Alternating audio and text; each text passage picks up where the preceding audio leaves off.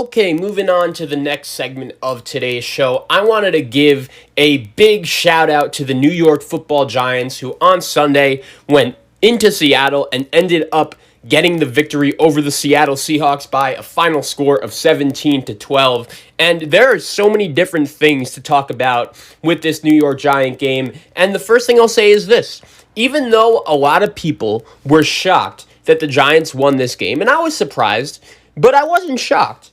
And I'm not going to sit here and consider this that big of an upset.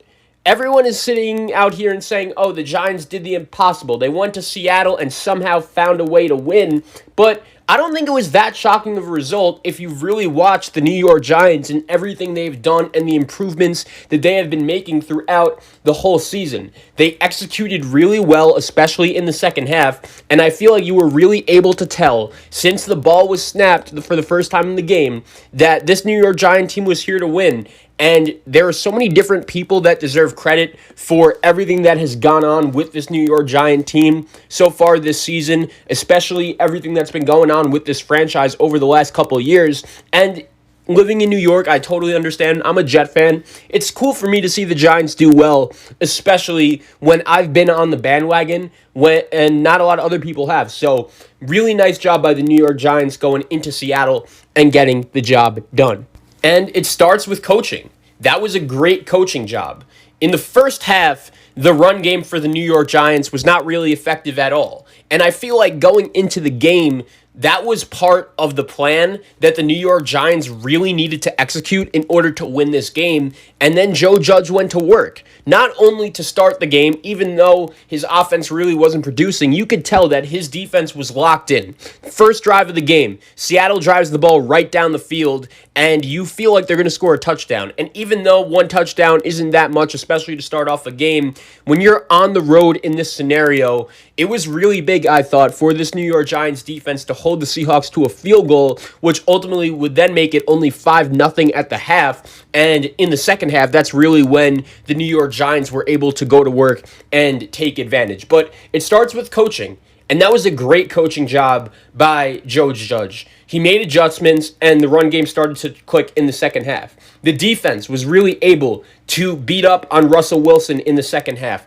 They dominated. I've been saying this about the New York Giants defense since the first time they played the Washington football team, that even though they're the New York Giants and their defense may not be the best defense in the league like the Steelers or the 49ers from last year or even the Rams this year, I'm not saying they're the best defense in the league. But the more and more I watch this defense, I think they're a top 8 unit in the league.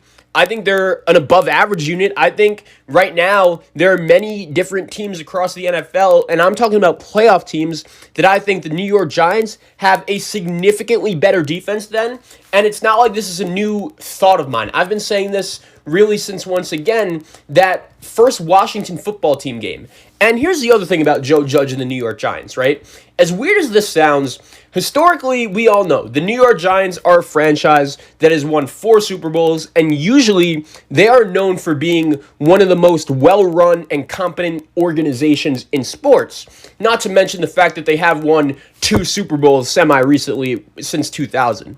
But at the same time, the last 4 or 5 years living in New York has been very, very odd for me to watch for the Giants from an outsider's perspective, because we all remember what happened with Tom Coughlin. He was a great coach in this town, but ultimately his time was up and it didn't work out. Then they go out and get Ben McAdoo, who his first year was really good. We remember he led Eli Manning, Odell Beckham, and that team to the postseason, but after then it fell apart. He gets fired. Pat Shurmur isn't much better, and the New York Giants just went through this 3-year span where they could not win anything at all. And it was very odd for me to see, not only when you consider the history of the Giants, but it's not like they weren't talented. They brought in Saquon Barkley. They had Odell Beckham.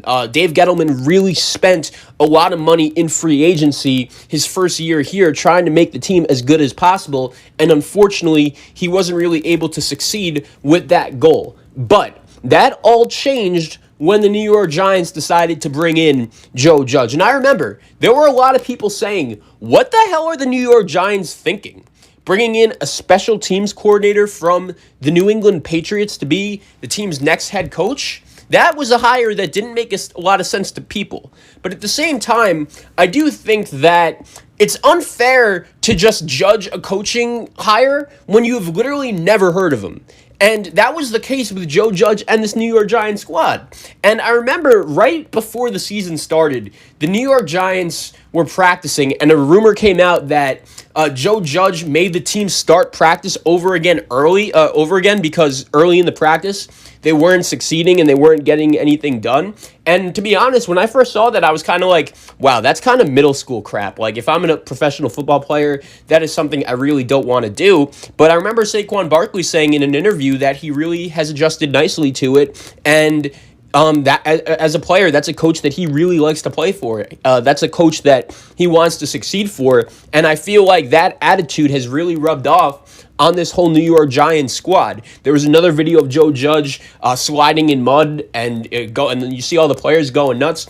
As cheesy as those may sound, the team has been able to stay together, and after an 0-5 start, they are now 5-7.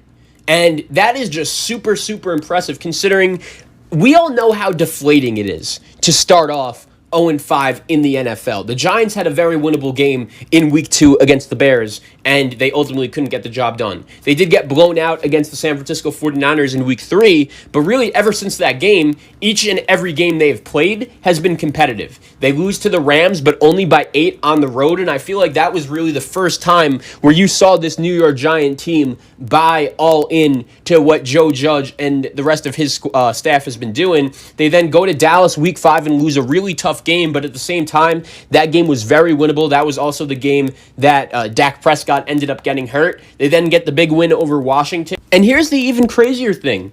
They easily could have beaten the Philadelphia Eagles in Week 7 on Thursday Night Football. That was a game the Giants should have won. They had it. The Buccaneers, same thing. If the Giants convert a 2-point conversion at the end of the game, that game's going to overtime, and maybe the Giants win. But since then, the G-Men have gone to Washington and gotten a W.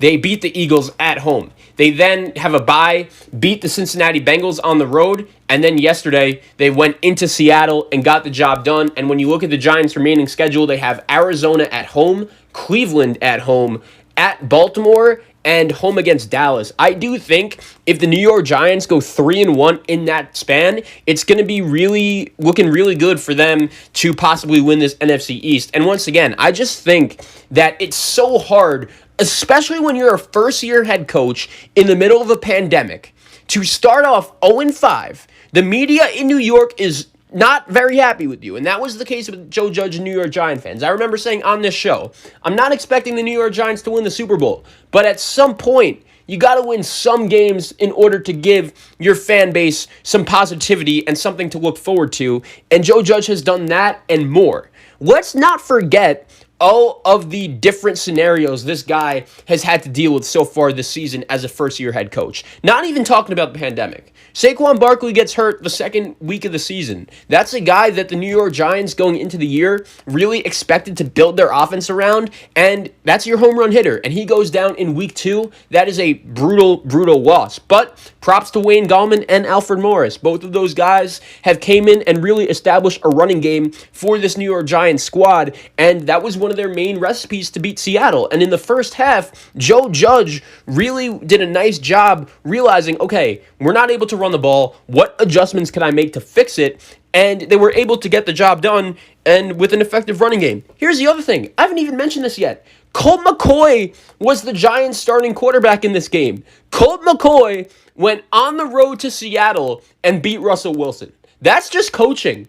That is great executing, and that is great coaching. And I feel like in this game and throughout the last couple weeks with Daniel Jones, whoever has been under center for the New York Giants has been put in a position to succeed. And I believe that is one of the biggest keys to winning in the NFL, no matter how talented you are. Look at the Buffalo Bills last night on Monday Night Football against the Arizona Cardinals. Josh Allen played great. He's come a really long way, but that all started with development, with coaching, and that's how he's developed so well over the last couple of years. And the crazy thing about Joe Judge is he's a special teams coordinator. He was never really a guy that I felt like most teams had their eyes on during the coaching candidacy period last year. So the Giants look like they've made a really nice hire, and right now they are sitting at 5-7 in a first place tie in the NFC East with the Washington football team, but technically the Giants are in first because they have the tiebreaker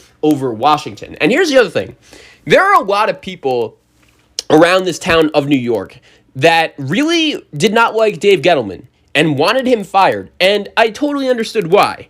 If I were to do it over again, yeah, the Giants probably made the wrong decision drafting Saquon Barkley. And as talented as he is, I just didn't think they were in a position there to draft a running back when your quarterback was Eli Manning and it was clear that he was coming towards the back end of his career and they were going to need a new quarterback pretty soon. But whatever, Dave Gettleman thought Saquon Barkley was that good. He took him.